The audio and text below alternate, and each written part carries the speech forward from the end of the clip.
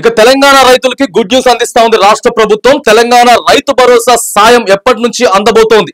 1000 కళ్ళతో ఎదురు చూస్తున్నటువంటి రైతులకు అసెంబ్లీ సాక్షిగా వ్యవసాయ శాఖ మంత్రి తుమ్మల నాగేశ్వరరావు అయితే మరి రైతు భరోసాపై అసెంబ్లీలో కీలక ప్రకటన చేస్తా ఉన్నారు. సంక్రాంతి నుంచి రైతు భరోసా ఇవ్వబోతున్నట్లు మరి ఆయన ప్రకటించారు.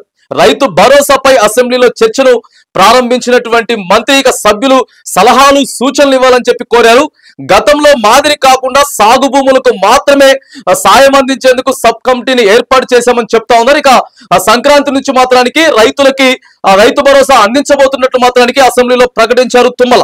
రాష్ట్ర వ్యాప్తంగా వివిధ వర్గాలతో వివిధ జిల్లాల్లో సమావేశాలు నిర్వహించాం.